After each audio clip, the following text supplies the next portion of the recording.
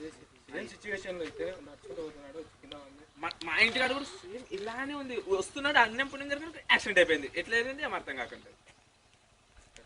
ఏం చేసినాడో ఏమో పిల్లలు.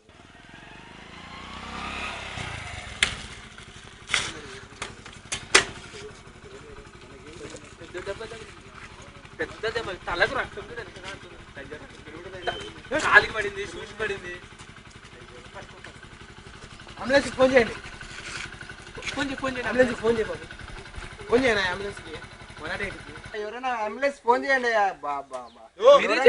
నువ్వు చెప్ప వేరే వాళ్ళకి చెప్పే బదులు నువ్వే పోయి తేవచ్చు కదా.